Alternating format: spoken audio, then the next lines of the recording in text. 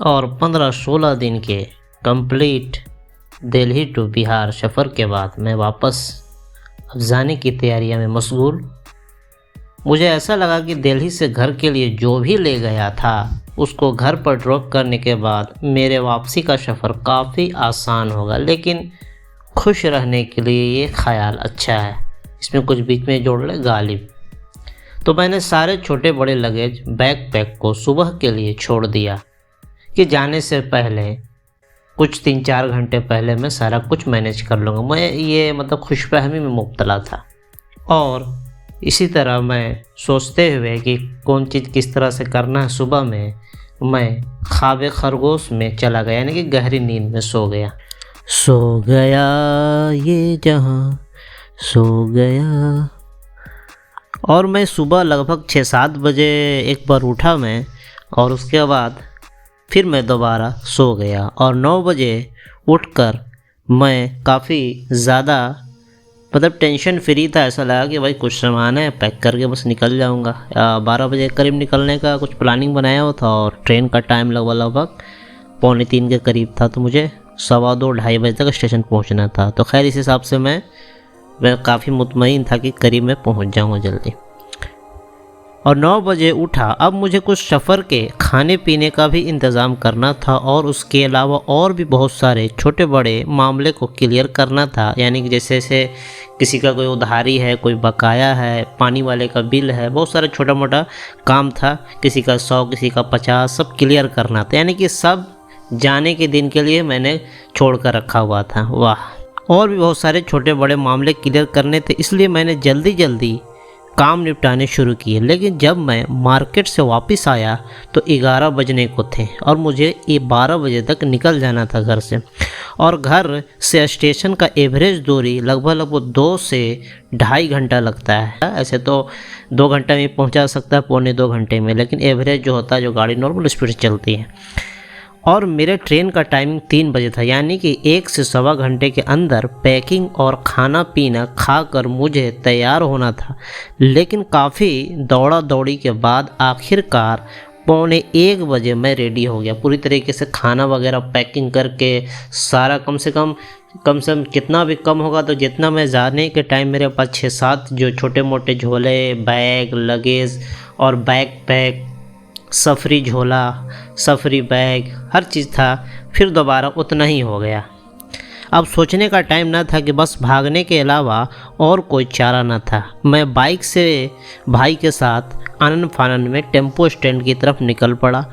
रास्ते में मेरे कुछ दोस्त जो क्रिकेट मैच की तैयारी कर रहे थे वो भी चौक पड़े, क्योंकि मैं बिना बताए ही जा रहा था। उसका भी एक कारण था।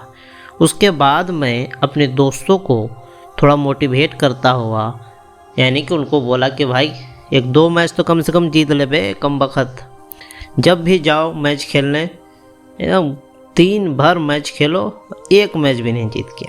खैर ये तो मैच की बात हो गई। इस तरह से मैं बाइक से पतली पतली गलियों से होते हुए शॉर्टकट रास्ते से ऑटो स्टैंड पर आ गया। और ऑटो स्टैंड पर एक ऑटो बस जाने को ही थी, तो मैंने उससे कहा कि भाई जल्दी चलो, और फिर वो ऑटो 40 किलोमीटर पर आवर के रफ्तार से चल पड़ी। ऑटो 20 से 22 किलोमीटर जाने के बाद एक जगह रुक गई और वहाँ से मुझे ऑटो को बदलकर बस पर बैठना था। और ये बस की टाइमिंग लगभग 1:35 से 1:40 वो बता रहे थे कंडक्टर साहब, और मुझे लगभग 1-2:30 बजे से पहले पहुँचना था, वहाँ चूँकि 2:45 बजे ट्रेन थी। इस तरह मैंने 50 रुपये का टिकट कटवाया और बस पर चढ़ गया। बस पर थोड़ा इधर उधर कुछ सीट को देखते हुए अपने सारे लगेज को जहाँ जगह दिखा, ऐसा नहीं कि वो एकदम बेहतरीन जगह मिल रहा है, एकदम बस में जहाँ जगह मिला, एक तरह से मैंने सजा दिया उसको, क्या बोलते हैं यार, अपने सारा लगेज को जहाँ जगह दिखा वहाँ एडजस्ट करके ड्राइवर के पीछे वाले सीट पर बैठ गया। और अभी बस खुलने में 10 मिनट बाकी थी और मैं टेंशन में लगातार इधर उधर परेशानी के आलम में देख रहा था। मेरे पास कोई भी ऑप्शन ना था सिवाय इंतज़ार करने के। कंडक्टर लगातार बिना किसी का ख्याल के यात्रियों को ठूसे जा रहा था बस में। आओ, कहाँ जाना है, आओ, कहाँ बैठना, आओ, अच्छा यहाँ जाना है, आ जाओ, तुम भी आ जाओ, तुम भी आ जाओ, तुम भी आ जाओ। बस आखिरकार 1:40 बज के यानी दोपहर में 1:40 PM के करीब बस खुल गई और यात्रियों में खुशी का माहौल, चवनिया मुस्कान। लेकिन 2-3 मिनट के बाद ये क्या, बस रुक गई। ड्राइवर साहब बस से उतरकर खैनी बनाने लगे। वाह वाह, इन लोगों का एक अलग ही चक्कर है भाई। मतलब जहाँ जो स्टॉपेज है वहाँ से थोड़ा देर आगे बढ़ा के रोक देंगे कि कुछ और पैसेंजर भी आ जाए। वाह वाह वाह, यहाँ पैर हिलाने की जगह नहीं है। तो मैं यहाँ पर कुछ बोल दूँ कि तंबाकू सेहत के लिए हानिकारक है।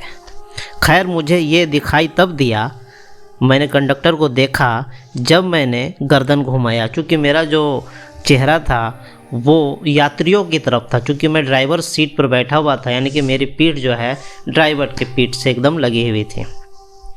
तो मैंने पीछे मुड़कर देखा कि वो सामने रोड पर खैनी बना रहा है।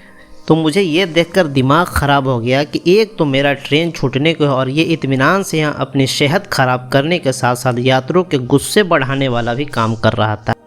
खैर वहाँ 5 मिनट के इंतज़ार के बाद ही उसने बस चालू कर दी और फिर से सबके चेहरे पर चवनिया मुस्कान। मैं मन ही मन दुआ किए जा रहा था कि मेरी ये दूसरी ट्रेन ना हो जो छूटने वाली हो। बता दो कि एक बार मैं ट्रेन छूटने का शिकार हो चुका हूँ। खैर फिर कभी। तो मैं पैसेंजर के हालात के साथ साथ कंडक्टर के हालात पर भी गौर कर रहा था कि ये जनाब टोपा पहने हुए थे, मुंह में पान पराग का गुटखा, गले में गमछा और शर्ट पैंट के ऊपर हाफ स्वेटर। उसका हाल ये था कि उसने अपने दोनों हाथों को बस के जो दरवाजे के दोनों जो ये होते हैं क्या बोलते हैं हैंडल पर टिकाया हुआ था और 3-4 पैसेंजर का बोझ उठाए। लगभग 75% उसका जो शरीर था बस के बाहर था और कुछ ही हिस्सा बस के अंदर था। मतलब आप इसके टैलेंट का अंदाज़ा लगा सकते हैं। मन यानी कि सेकंड भर की देरी में अगर इसके इधर से उधर ध्यान होता तो वो 4 पैसेंजर के साथ आप समझ सकते हैं।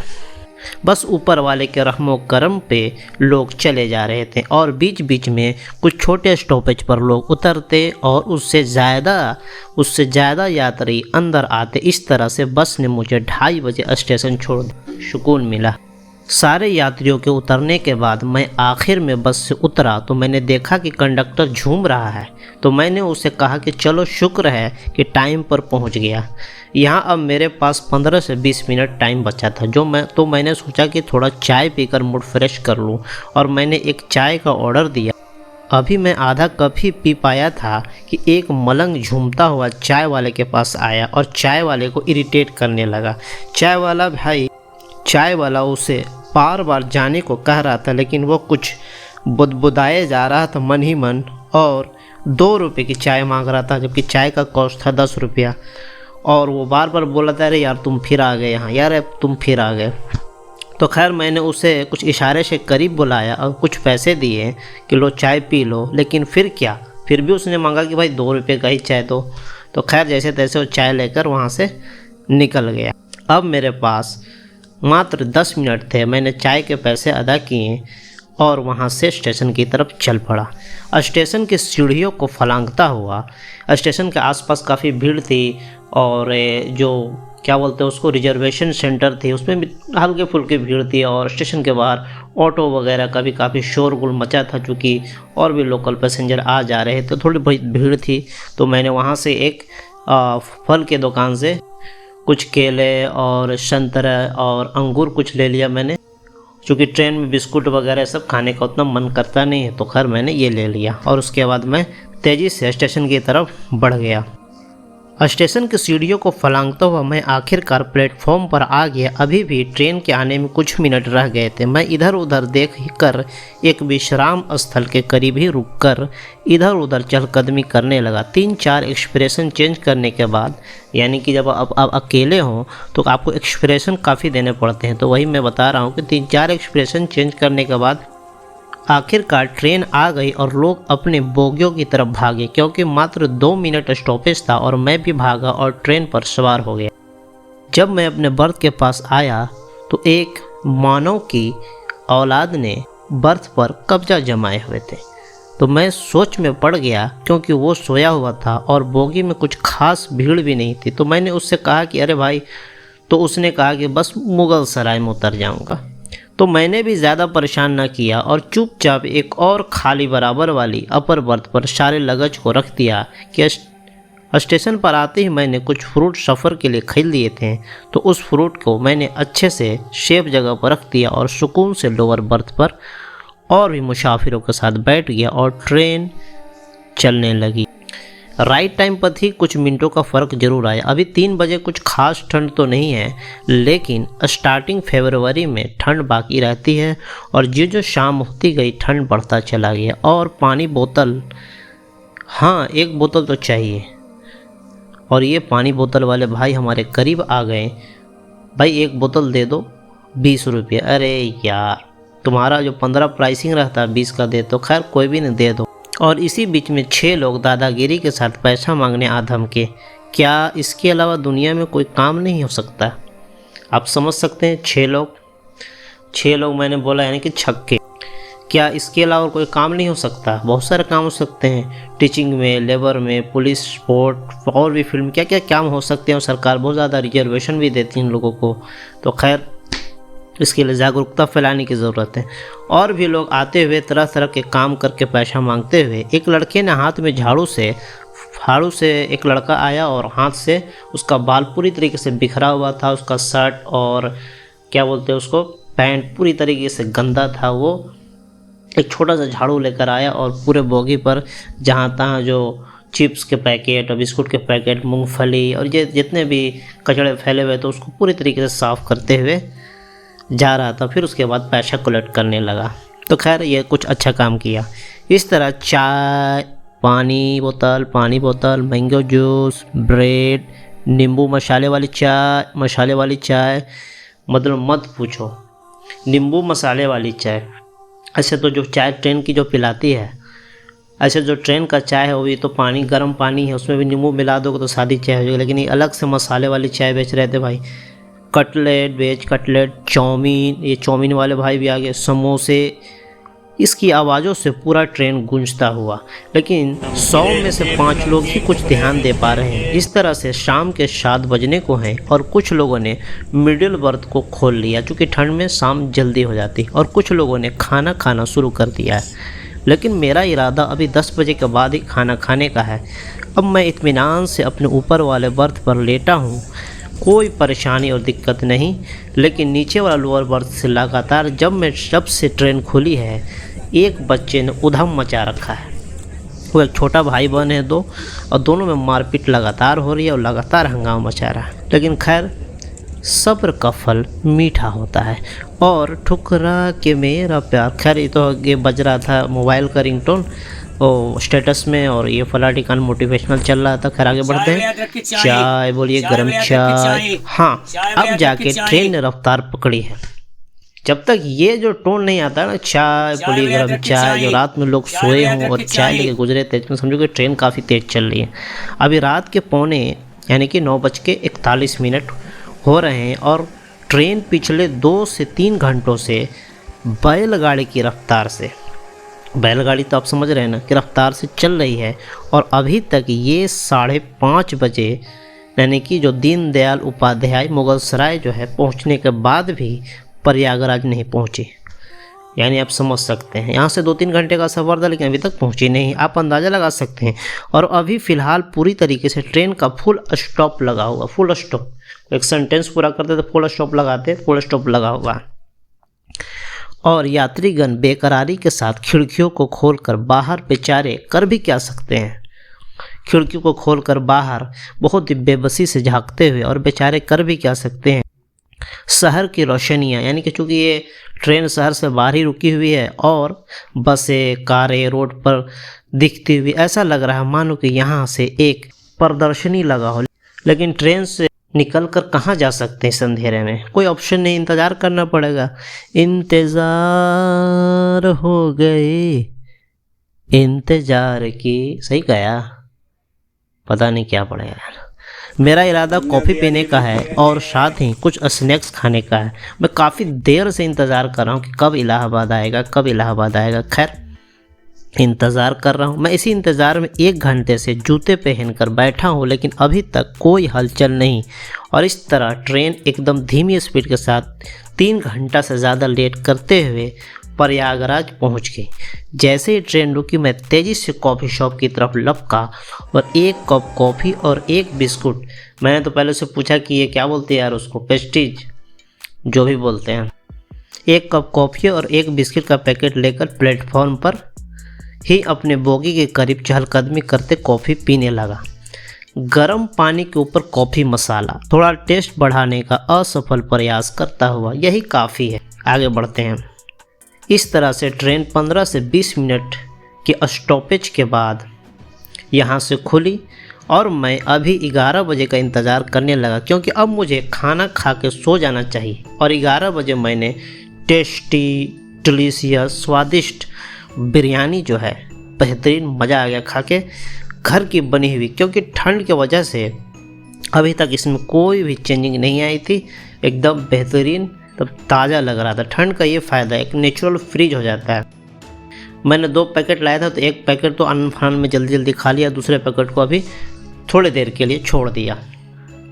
खाना खाने के बाद मैंने पैकेट को डस्टबिन में जाकर फेंक दिया। ध्यान दें कि कभी भी खाना खाएं ट्रेन में तो, या फिर कोई भी केला का छिलका या फिर मूंगफली, अक्सर ट्रेन में आप देखेंगे कि मूंगफली लोग खा के बुरी किस्म से फेंक देते हैं इधर उधर, या फिर चिप्स का पैकेट या बहुत सारी चीज़। कोशिश करें कि एक पॉलीथीन में मूंगफली के छिलके को या केले के छिलके या कोई भी फल के छिलके को या कोई भी चिप्स वगैरह को करके डस्टबिन में फेंक दे, जैसे भी करें, लेकिन वो उस बोगी में उस गंदगी को ना फैलाएं। तो खैर ये तो हो गया, क्या बोलते हैं उसको, नसीहत। और मैं इस तरह से डस्टबिन में उसको फेंक कर हाथ मुंह धोकर अपने बर्थ पर आ गया। बिना देर किए कंबल निकाल कर ख्वाब खरगोश में चला गया, यानी गहरी नींद में चला गया। और कंबल कोई ख़ास साथ नहीं दे रही थी, क्योंकि ठंड बहुत लग रहा था। और कंबल मेरे पास वो था पतला वाला, जो पतला वाला कंबल होता है, उससे कोई ख़ास ठंड जा नहीं रही थी, लेकिन खैर मैं बर्दाश्त करके सोया हुआ था। और इस तरह से मैं गहरी नींद में सो गया। इस तरह से मैं जब सुबह हल्के हल्के हल्के उजाला तो नहीं, अंधेरा ही था लगभग, यानी कि 4 बजे से पहले की बात है, ये 3:30 बजे के करीब जब नींद खुली तो लगभग सारे यात्री कुछ तैयारियों में मशगूल थे। और मैं भी नीचे उतर और मुंह हाथ धोकर आराम से सीट पर बैठ गया और न्यू दिल्ली स्टेशन का इंतज़ार करने लगा। जब स्टेशन आ गया तो सारे पैसेंजर बाहर की तरफ भागे। मैं बड़े इत्मीनान से बैठा रहा। जब बोगी पूरी तरीके से खाली हो गई तब जाकर मैंने अपने लगेज को एडजस्ट करना शुरू किया और कुछ ही लम्हों में मैं बाहर था। अब देखते हैं आगे क्या करना है, इसमें कैसे जाना है, क्या करना, चूँकि अभी टाइम ज़्यादा हो नहीं रहा। अब देखते हैं बाहर कैसे क्या करना। मिलते हैं एक और ट्रैवल स्टोरी में। बाया में चैनल ट्रैवल स्टोरी को लाइक शेयर एंड सब्सक्राइब करना बोले। Thank you.